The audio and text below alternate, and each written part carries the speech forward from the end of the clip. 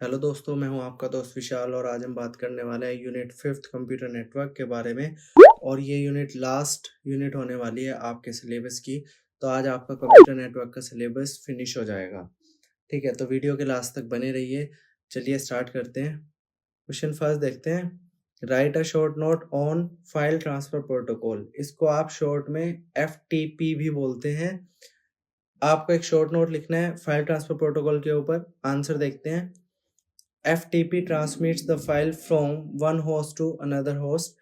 FTP क्या करता है, एक होस्ट से दूसरे होस्ट पर फाइल ट्रांसफर करने का काम करता है। ये आपकी ऑडियो फाइल भी हो सकती है, वीडियो फाइल भी हो सकती है। FTP file transfer protocol is the simplest और most secure way to exchange files over the internet. FTP सबसे इजीएस्ट एंड सिक्योर वे है फाइल को ट्रांसफर करने के लिए over the internet. And most common use of FTP is download files from the internet. जब आप download करते हैं फाइल्स इंटरनेट से, तो आपका जो कॉमनली मोस्टली जो यूज किया जाने वाला प्रोटोकॉल है वो कौन सा है? फाइल ट्रांसफर प्रोटोकॉल है। इसको आप FTP भी बोलते हैं। थर्ड पॉइंट में देखते हैं। FTP creates both a control and a data connection in order to transfer files. FTP दो कनेक्शंस को क्रिएट करता है, पहला कंट्रोल कनेक्शन और दूसरा डेटा कनेक्शन, जिससे क्या होता है, आपकी जो फाइल होती है वो ट्रांसफर की जाती है। फोर्थ पॉइंट में देखेंगे। With in a active FTP session, जब एक एक्टिव FTP सेशन स्टार्ट हो रखा होता है, then the control signal is establish from the client to the server. Client से सर्वर के लिए एक एक्टिव FTP सेशन स्टार्ट किया जाता है। Within the data connection establish from the server to the client. जैसे ये कनेक्शन स्टैब्लिश हो जाता है, तो क्या करता है, सर्वर से क्लाइंट के साइड भी डेटा कनेक्शन स्टार्ट हो जाता है। सेकेंड क्वेश्चन देखो। How does FTP work? Differentiate between passive and active FTP। आपको एक्टिव और पैसिव FTP के बारे में बताना है और FTP वर्क कैसे करता है वो बताना है। ठीक है, डायग्राम से समझते हैं। लास्ट में देखना, यहाँ पर आपका है कंप्यूटर और इधर है आपका FTP सर्वर।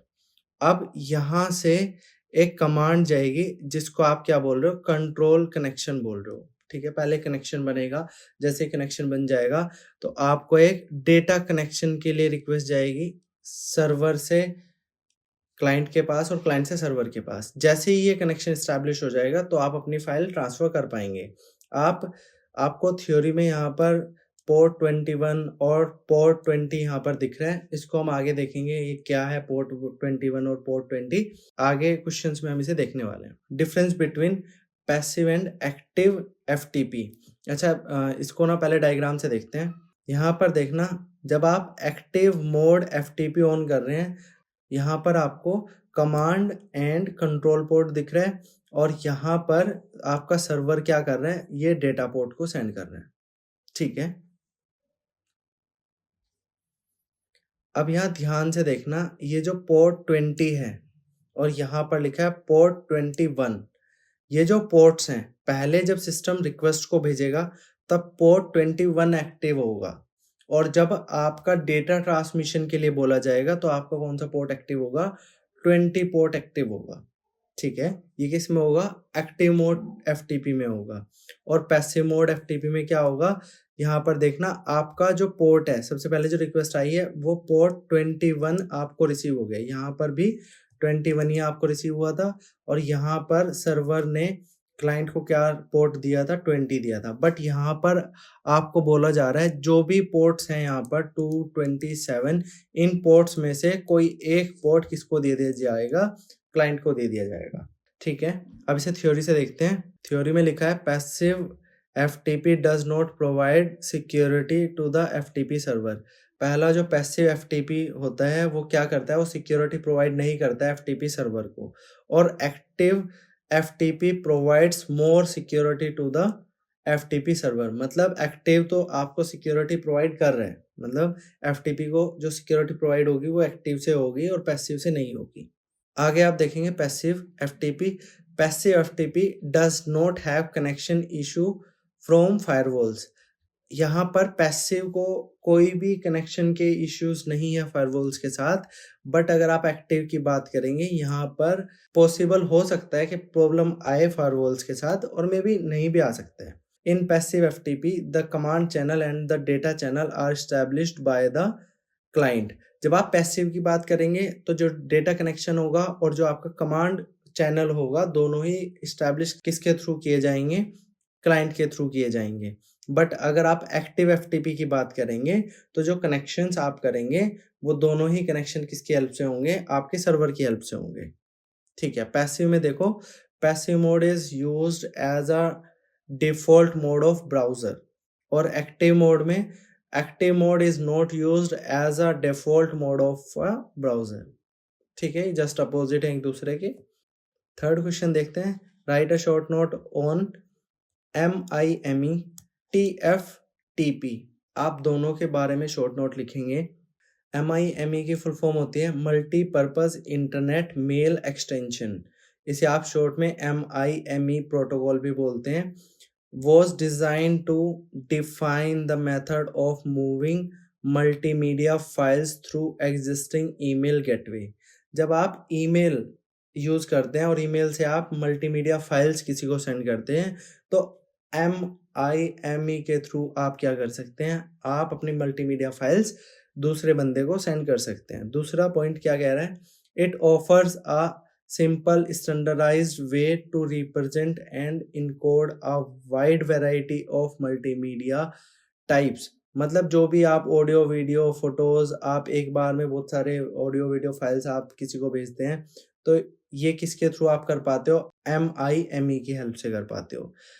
थर्ड पॉइंट आपको कह रहा है MIME use to overcome from SMTP limitations. SMTP की लिमिटेशंस को ये ओवरकम करता है। अच्छा, क्या नहीं हम कर सकते SMTP के साथ, आप किसी को अगर आप SMTP प्रोटोकॉल का यूज़ कर रहे हैं, सिंपल मेल ट्रांसफर प्रोटोकॉल का यूज़ कर रहे हैं तो आप ऑडियो फाइल सेंड नहीं कर सकते, आप वीडियो फाइल सेंड नहीं कर सकते।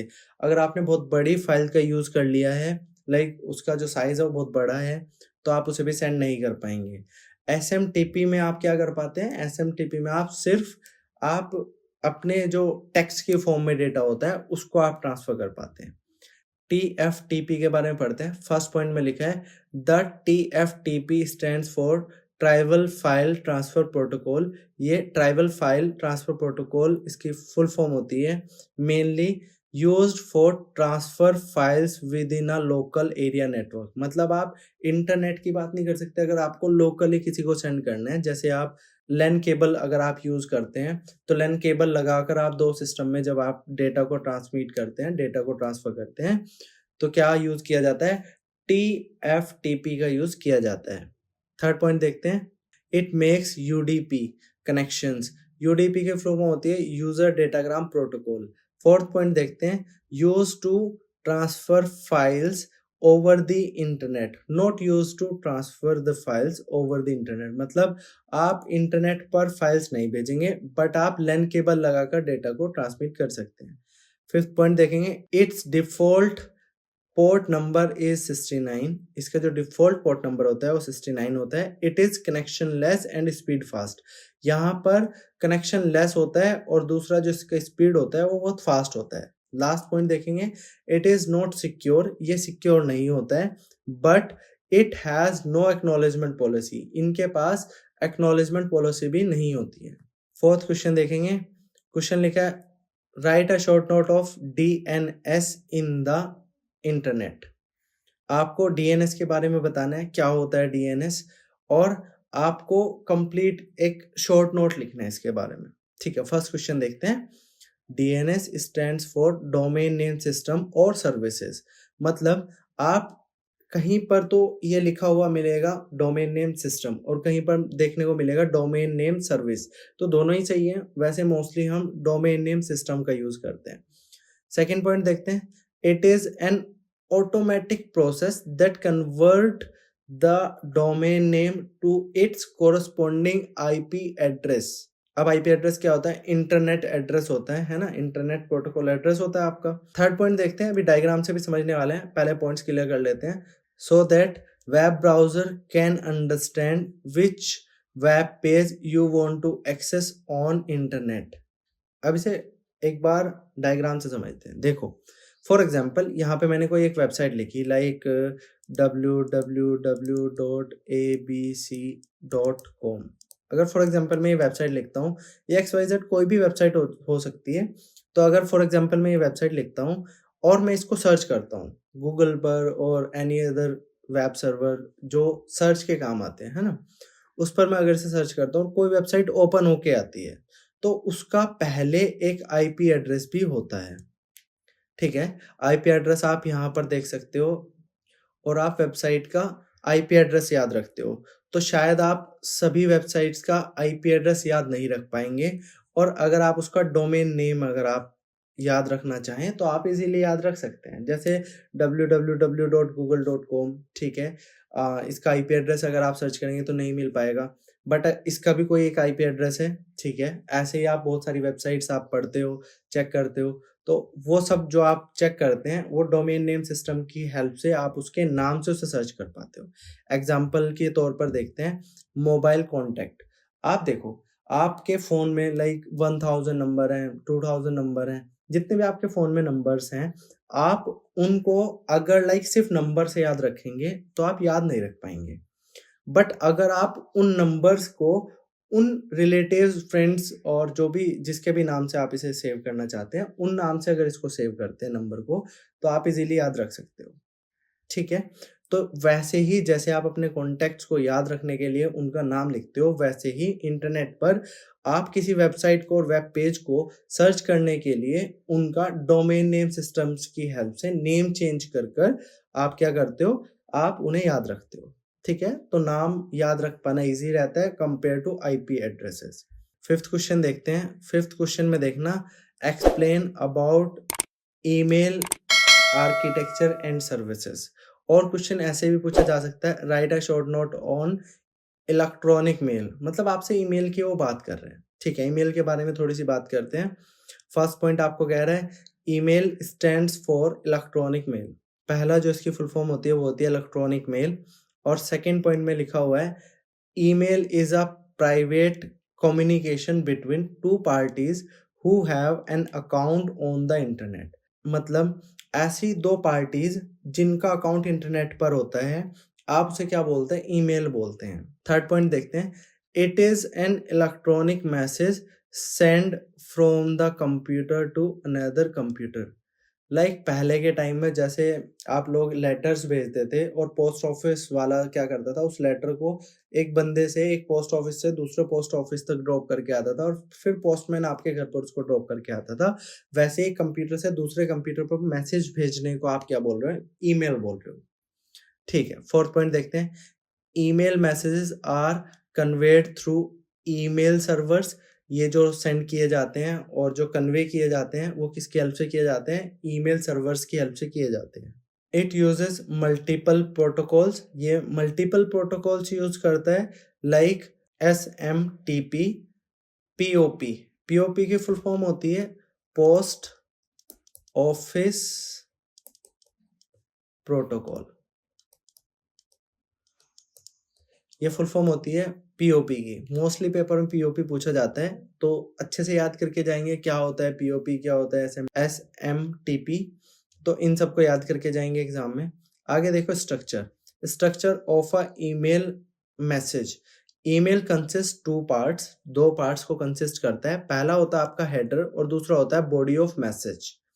हेडर में क्या कंसिस्ट किया जाता है? हेडर कंटेन्स द नेम और address of the रेसिपिडेंट।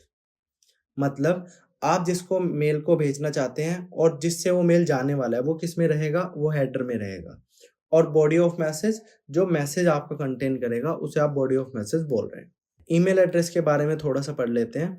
Email address में लिखा हुआ है, to send and receive mails one need to have an email address. मतलब अगर आपको ऑनलाइन किसी से ईमेल को लेना है या फिर ईमेल को सेंड करना है, तो आपके पास एक ईमेल अकाउंट आपके पास होना चाहिए, ठीक है? आगे देखते हैं, email address consist of two parts. दो पार्ट्स होते हैं ईमेल एड्रेस के। फर्स्ट होता है यूजर नेम। यूजर नेम में क्या होता है? It is the name of a persons account, या तो पर्सन के अकाउंट का नेम हो सकता है। Second, which can be actual name और एनी नेम, और वो कोई भी एक्चुअल नेम भी हो सकता है और वो कोई भी नेम हो सकता है जो भी आपको रखना है। सेकंड आपका आता है domain name. It is the location of the persons account on the internet separated by dot, and then type of organization is mentioned। मतलब कि यहाँ पर आपका क्या होता है, लाइक आपने जीमेल अकाउंट यूज कर रहे हैं तो आप यहाँ पर ऐसे लिखते हैं gmail.com, है ना, ऐसे लिखते हैं। तो ये जो डॉट आपने यहाँ पे लगाया उसके बाद कॉम लगाया है, यहाँ पर आप कुछ लाइक वेबसाइट्स देखते होंगे, यहाँ पर लिखा होता है ORG, तो उसका मतलब है ऑर्गेनाइजेशन का मतलब हो रहा है, कम्युनिकेशन का मतलब है। ठीक है, फॉर एग्जाम्पल पहले आप यूजर नेम लिखते हैं, फिर आप एट का साइन लगाते हैं और फिर आप क्या करते हैं, डोमेन नेम लिखते हैं। ठीक है, यहाँ पर दोनों को, यूजर नेम और डोमेन को सेपरेट करने का काम कौन करता है, एट का सिंबल आपका यहाँ पर इन दोनों को सेपरेट करने का काम करता है। ठीक है, आई होप आपको ईमेल के बारे में समझ आ गया होगा। फर्स्ट पॉइंट लिखा हुआ है telnet stands for telecommunication network, इसका जो टेलनेट का फुल फॉर्म होता है टेलीकम्युनिकेशन नेटवर्क होता है। Second point, this protocol belong to TCP/IP, एक TCP/IP मैंने आपको पढ़ाया था थर्ड और फोर्थ यूनिट में, तो ये उसको बिलोंग करता है। Third point, it is used for remotely log in into another remote computer, that means to work with the any remote computer we have to log in by using our username and password directly। Fourth point में लिखा है for this purpose we use telnet protocol, for example Facebook login, Instagram login और other type of logins. Like ये आपका telnet का एक client है, यहाँ पर आपने टेलनेट का प्रोटोकॉल लगा रखा है, यहाँ पर आपको आपका यूजर नेम और पासवर्ड पता होना चाहिए, तभी आप इस क्लाइंट वाले सिस्टम से सर्वर वाले सिस्टम पर एक्सेस ले सकते हो, और आप इसी को क्या बोलते हो, टेलनेट बोलते हो आप इसी को। ठीक है, आगे देखते हैं वर्किंग प्रोसीजर्स, देखते हैं क्या है वर्किंग इसका। Telnet uses software install on our computer to create connections with the remote host. पहला, टेलनेट यूज करता है सॉफ्टवेयर का जो इंस्टॉल रहता है आपके सिस्टम पर, जो कनेक्शन को क्रिएट करने का काम करता है रिमोट होस्ट पर। Second point, the Telnet client software which sends a request to Telnet server, remote host भी आप उसे बोल सकते हैं। व्हेन कमांड इज गिवन, जब आपको कमांड दी जाएगी तो आप एक रिक्वेस्ट टेलनेट सर्वर से, सॉरी टेलनेट क्लाइंट से टेलनेट सर्वर पर भेजेंगे। ठीक है, थर्ड पॉइंट पे लिखा है the server will reply asking for user name and password. तो सर्वर क्या करेगा, आपसे आपका यूजर नेम और पासवर्ड के लिए डिमांड करेगा। इफ एक्सेप्टेड, मतलब अगर आप जो कनेक्शन को इस्टेब्लिश करने के लिए जो यूजर नेम और पासवर्ड देते हैं, अगर वो आप उसे प्रोवाइड कर देते हैं तो आप उस वेबसाइट को या फिर उस टेलनेट सर्वर को आप क्या कर पाते हैं, एक्सेस कर पाते हैं। Telnet requires the use of user name and password, which means we need to have set up an account on the remote computer. ठीक है, अगर आपके पास यूजर नेम और पासवर्ड होता है तो आप क्या कर लेते हैं, आप रिमोट कंप्यूटर को एक्सेस कर लेते हैं। यही वर्किंग होती है आपकी टेलनेट की। ठीक है, आगे क्वेश्चन देखते हैं। Explain two mail access protocol in brief, मतलब आपको दो एक्सप्लेन करने हैं, मैं आपको तीनों ही एक्सप्लेन कर दूंगा। फर्स्ट यहाँ पे लिखा है POP3, जिसको आप क्या बोलते हैं, पोस्ट ऑफिस प्रोटोकॉल वर्जन 3। आप POP3 को फुल फॉर्म में ऐसे बोलते हैं, पोस्ट ऑफिस प्रोटोकॉल वर्जन 3।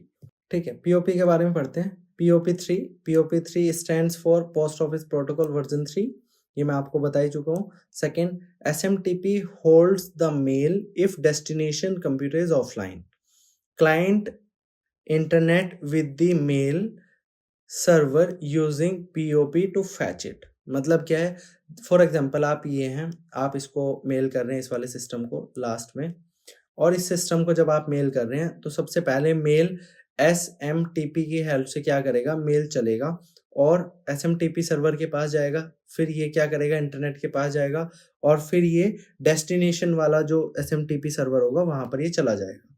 इसके बाद अगर सिस्टम ऑफलाइन होता है, लाइक आप जिसको सेंड कर रहे हैं ईमेल को, वो सिस्टम या तो ऑफलाइन है या वो यूज़र अभी ऑनलाइन नहीं है, तो आप क्या करेंगे, आप एसएमटीपी सर्वर पर ही इसको रख देंगे और एसएमटीपी सर्वर तब तक इसको अपने सर्वर पर रखेगा जब तक आपका जो डेस्टिनेशन कंप्यूटर है या फिर डेस्टिनेशन यूज़र है, वो अपने सिस्टम को या अपने ईमेल एड्रेस को ओपन नहीं कर लेता और जैसे ही वो इसको ओपन करता है तो पीओपी 3 की हेल्प से ये क्या करेगा, ये उसे एसएमटीपी सर्वर से उठाकर आपके मेल बॉक्स में इसको ड्रॉप कर देगा।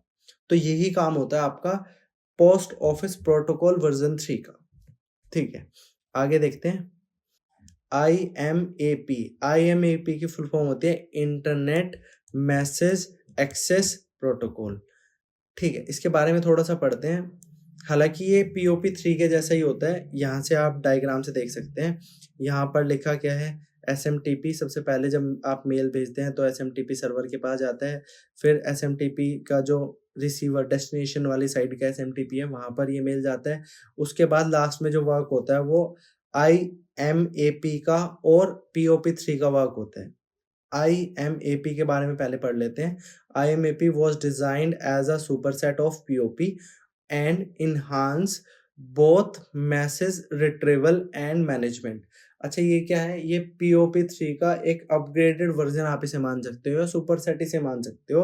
ये डिज़ाइन किस लिए किया गया है, ये डिज़ाइन इसलिए किया गया है कि मैसेज का रिट्राइवल भी हो सके, मतलब मैसेज रिसीव और आप फैच भी कर सकें और सेकंड मैनेजमेंट भी उसका हो सके, ये दोनों काम कर लेता है। Second point, IMAP protocol will not automatically downloaded all emails each time email program connects to the email server। देखो यहाँ पर POP में क्या होता था, जैसे ही आपका यूजर ऑनलाइन आया, POP 3 ने क्या किया, डेटा को ट्रांसमिट कर दिया, ईमेल को आपके ईमेल सर्वर से उठाकर कहाँ पे डाल दिया, इनबॉक्स में डाल दिया। ठीक है, IMAP क्या करता है, ये ऑटोमेटिक नहीं करता है ये सारे काम। ये क्या करता है, ये पहले ईमेल का जो प्रोग्राम होता है उसको ईमेल सर्वर के साथ कनेक्ट करता है, उसके बाद आपके ईमेल्स को डाउनलोड करता है। ठीक है, थर्ड पॉइंट देखते हैं। The IMAP protocol allows us to see through email messages at the email server before we download them. अच्छा, ये क्या करता है, IMAP अलाउ करता है किस चीज़ के लिए, कि अगर आप डाउनलोड करना नहीं चाहते हैं तो आप पहले ईमेल को देख सकते हैं और अगर आपको उसको ओपन करना है या आपको डाउनलोड करना है तो आप कर लो, अगर आपको नहीं करना है तो आप ना करें। ठीक है, ये भी किसकी हेल्प से हो सकता है, IMAP की हेल्प से हो सकता है। Fourth point, with IMAP we can use to download our message और जस्ट डिलीट देम। आप क्या कर सकते हैं, IMAP की हेल्प से आप क्या कर सकते हैं, डाउनलोड कर सकते हैं मैसेजेस को और जस्ट डिलीट देम भी कर सकते हैं, मतलब आप डिलीट भी कर सकते हैं मैसेज को। ठीक है, ये काम किसका होता है, IMAP का काम होता है।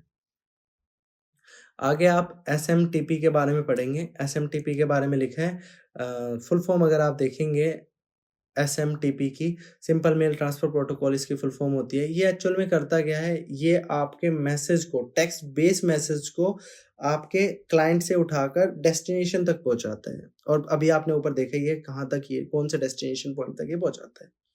ठीक है, आगे आप सेकंड पॉइंट में देखना, it is used for sending messages to a mail server for relaying. ठीक है, ये क्या करता है, ये डेस्टिनेशन तक आपके डेटा को, आपके ईमेल को छोड़ के आ जाता है। उसके बाद POP 3 और IMAP की हेल्प से आपका जो ईमेल होता है वो रिसीवर के साइड सेंड हो जाता है। It uses TCP transmission control protocol to transmit messages from client to server. और फोर्थ पॉइंट में लिखा है TCP uses port 25 for message transmission. ये क्या करता है, पोर्ट 25 का यूज करता है मैसेज ट्रांसमिशन के लिए। ठीक है, SMTP messages are read by humans, इंसानों के द्वारा ये मैसेजेस पढ़े जा सकते हैं। Then messages are first stored and then forwarded, पहले ये सर्वर पे स्टोर किए जाते हैं उसके बाद फॉरवर्ड किए जाते हैं। क्वेश्चन 8 में देखना, explain the SMTP can handle transfer of video और images, also explain the advantages of IMAP4 over POP3 mail access protocol. आपको क्या करना है, पहले ये बताना है कि क्या SMTP आपकी वीडियोस और इमेजेस को ट्रांसफर कर पाता है, और सेकंड आपको एडवांटेजेस बताने हैं IMAP4 के, किसके कोरेस्पोंडेंस में बताने हैं, POP3 के कोरेस्पोंडेंस में आपको बताने हैं। ठीक है, SMTP के बारे में देख लेते हैं। SMTP can not handle transfer of video and images. SMTP की हेल्प से आप वीडियो और इमेजेस सेंड नहीं कर सकते। ठीक है, एडवांटेजेस देख लेते हैं। एडवांटेजेस में देखना, in IMAP4 we can access our email from anywhere, but in POP3 it is not possible. ये कहते हैं IMAP की हेल्प से आप क्या कर पाते हो, अपने ईमेल का एक्सेस कहीं पर भी ले पाते हो, बट POP ये पॉसिबल नहीं करता है। Second point, in POP4 multiple users can connect to single mail box, but POP can connect only single user to mail box. मतलब आप बहुत सारे लोगों को मेल भेज सकते हैं इसकी हेल्प से, बट अगर आप POP3 की हेल्प लेते हैं तो सिर्फ आप एक ही इंसान को एक बार में मेल भेज पाएंगे। फिर थर्ड पॉइंट देखना, in IMAP4 an email does not need to deleted multiple times। IMAP की हेल्प से आप क्या कर पाते हैं, आप ईमेल को मल्टीपल टाइम्स क्या कर पाते हैं, डिलीट नहीं कर पाते हैं, which can be problem in POP3। ठीक है, POP3 की प्रॉब्लम थी। Right a short note on SNMP और explain the SNMP protocol in detail. ठीक है, SNMP की फुल फॉर्म होती है simple network management protocol. It is a framework for managing devices in an internet using TCP/IP protocol suit. कहने का मतलब हुआ, जो SNMP होता है वो एक फ्रेमवर्क है जो मैनेज करता है डिवाइसेस को in an internet using TCP/IP protocol. It provides a set of fundamental operations for monitoring and maintaining an internet. SNMP uses the concept of manager and agent। मतलब यहाँ पर जो SNMP होता है ये एक मैनेजर और एजेंट की तरह से ट्रीट करता है चीज़ों को। पहला, आप थर्ड पॉइंट में देखना, a manager is a host. Manager क्या होता है, होस्ट होता है, that controls and monitors a set of agents. ये क्या करता है, ये कंट्रोल भी करता है और मॉनिटर भी करता है, किसको, एजेंट को। यूजुअली राउटर्स, मतलब जितने भी आपके नेटवर्क में राउटर्स लगे होते हैं आप उसको क्या बोल रहे हो, आप एजेंट बोल रहे हो। और जितना भी आप लाइक सर्वर्स वगैरह हैं उनको क्या बोल रहे हो, आप उनको मैनेजर बोल रहे हो। फिर फोर्थ पॉइंट में आप देखेंगे, the protocol is designed at the application level so that it can monitor devices made by different manufacturers and installed on different physical areas। Fifth point आपको कह रहा है SNMP free management task from both the physical characteristics of the managed devices and underlying network technologies। फिर sixth point आपको बोल रहा है, it can be used in a heterogeneous internet made of different LANs and WANs connected by routers or gateway made by different manufacturers। ठीक है, आप इसको पढ़ के चले जाएंगे, हालांकि इतना इंपॉर्टेंट नहीं है, बट 3 टाइम्स पेपर में पूछा गया है तो कहीं ना कहीं इंपॉर्टेंट तो ये क्वेश्चन है। What are the difference between active web document and dynamic web page, also explain the role of CGI। Active web document के बारे में पढ़ते हैं। An active web documents is a document where the browser performs the logic instead of server. मतलब जो active web documents होते हैं वो आपका जो ब्राउजर होता है वो उनके ऊपर ऑपरेशंस फॉलो करता है या लॉजिक को फॉलो करता है, आपका सर्वर यहाँ पर इंटरेक्ट नहीं करता है। Active web document are downloaded in client environment and run them. मतलब पहले जो एक्टिव वेब डॉक्यूमेंट होगा वो डाउनलोड किया जाएगा, फिर उसे क्लाइंट के इन्वायरमेंट में डाउनलोड करके इंस्टॉल कर दिया जाएगा। बट ये रन तभी होगा जब आप पहले से डाउनलोड करेंगे और फिर इंस्टॉल करके इसे चलाएंगे। ठीक है, और ये यूज क्या करता है, PHP स्क्रिप्टिंग लैंग्वेज का ये यूज करता है। ठीक है, डायनेमिक वेब पेजेस की बात करते हैं। Dynamic web page is a page where server performs the logic instead of browser. यहाँ पर जस्ट उल्टा है, यहाँ पर आपका सर्वर लॉजिक को परफॉर्म करता है, ना कि browser. And dynamic web page runs on the server, ये सर्वर पर रन होता है। Then the result send to the user, directly जो रिजल्ट होता है वो सेंड किया जाता है यूज़र के पास। It uses AJAX with JavaScript, ये एजेक्स का यूज किया जाता है जावास्क्रिप्ट के साथ। Role of CGI, it helps to create और हैंडल डायनेमिक इन डॉक्यूमेंट्स, ये क्या करता है, क्रिएट और हैंडल करता है डायनेमिक डॉक्यूमेंट्स को। Second, it provides set of standards for web document, ये क्या करता है, सेट करता है स्टैंडर्ड्स वेब डॉक्यूमेंट्स के लिए। Third, it acts as a gateway for accessing other resources such as database, अगर आपको डेटाबेस को एक्सेस करना है तो भी हेल्प किसकी लेंगे, सीजीआई की आप हेल्प लेंगे। क्वेश्चन देखते हैं, compare SMTP and HTTP. SMTP और एचटीटीपी को आपको कंपेयर करना है। फर्स्ट आप एसएमटीपी के बारे में पढ़ेंगे, message transferred from client to server, message कैसे ट्रांसफर किया जाएगा, क्लाइंट से सर्वर पर ट्रांसफर किया जाएगा। यहाँ पर एचटीटीपी में message transfer is from client to server और अदर वे राउंड, मतलब यहाँ पर आपका मैसेज क्लाइंट टू सर्वर भी जाएगा और सर्वर टू क्लाइंट भी आएगा, बट यहाँ पर आप जो मैसेज सेंड करेंगे वो सिर्फ क्लाइंट से सर्वर पर जाएगा। It uses TCP, it uses TCP, मतलब दोनों ही क्या करते हैं, यूज करते हैं टीसीपी का। फिर it uses port of 25 for transmission, ये पोर्ट 25 का हेल्प लेता है ट्रांसमिशन के लिए, ये पोर्ट 80 का हेल्प लेता है।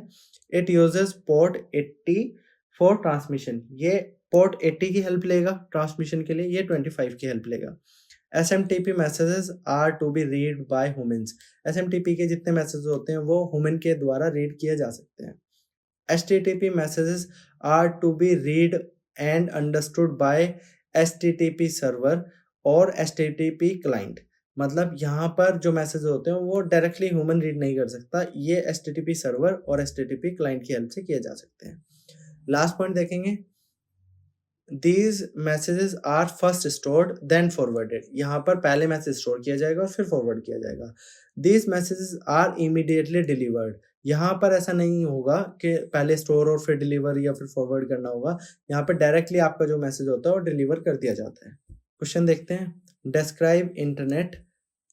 फर्स्ट पॉइंट देखते हैं, The internet is globally existing network of network consists of large number of computers located in all the parts of the world, मतलब जो इंटरनेट होता है वो globally network to network connected रहता है और ये बहुत सारे कंप्यूटर्स होते हैं जो आपस में कनेक्टेड रहते हैं, उन्हें आप क्या बोलते हैं, इंटरनेट बोलते हैं। ठीक है, सेकेंड पॉइंट देखते हैं, all the computers connected to internet are the part of huge network, मतलब ये जो कंप्यूटर्स होते हैं जो आपस में कनेक्टेड रहते हैं ये बहुत सारे कंप्यूटर से मिलकर बना होता है। थर्ड पॉइंट देखेंगे, networking is interconnection of computers, generally the network topologies used for networking are star, bus और रिंग एटसेट्रा, मतलब यहाँ पर जब आप नेटवर्क को किसी नेटवर्क के साथ जोड़ते हैं तो बहुत सारे टोपोलॉजीज की हेल्प आप लेते हैं, लाइक स्टार, बस और ring. When a limited number of computers are to be connected, then local area network is used, मतलब आप लोकल एरिया नेटवर्क का यूज कब करेंगे, जब आप बिल्कुल लिमिटेड नंबर ऑफ कंप्यूटर्स को आपस में कनेक्ट कर रहे हैं और फिर उसे आप इंटरनेट के साथ कनेक्ट करेंगे। But the internet connection is achieved even bye satellite, आप इसे इंटरनेट को इंटरकनेक्शन कर सकते हैं और अचीव कर सकते हैं किसके थ्रू, सैटेलाइट्स के थ्रू भी आप इस काम को कर सकते हैं। ठीक है, लास्ट क्वेश्चन देखते हैं, differentiate between X25 and frame relay, आपको डिफरेंस बताना है X25 और फ्रेम रिले में। X25 मैंने इधर लिखा है और फ्रेम रिले इधर लिखा है। X25 network works at the speed up to 24 kbps, मतलब जब आपकी स्पीड 64 kbps आएगी तब आपका कौन वर्क करेगा, X25 वर्क करेगा।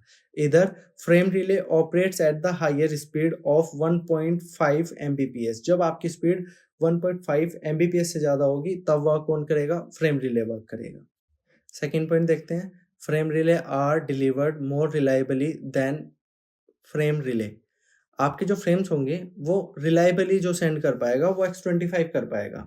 But frame relay are delivered unreliably then X25। अगर आप फ्रेम रिले का यूज़ करेंगे तो जो आपके फ्रेम्स होंगे वो रिलायबली सेंड नहीं हो पाएँगे।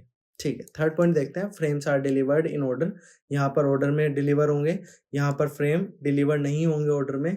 Bad frames can be received back by sending acknowledgement signal. यहाँ पर एक्नॉलेजमेंट का ऑप्शन होता है, तो अगर कोई फ्रेम गलत से आ जाता है तो आप उसे दोबारा भी मंगवा सकते हो। और इधर आपका जो बैड फ्रेम अगर आपको मिला है तो आप क्या करेंगे, उसे डायरेक्टली डिस्कार्ड कर देंगे।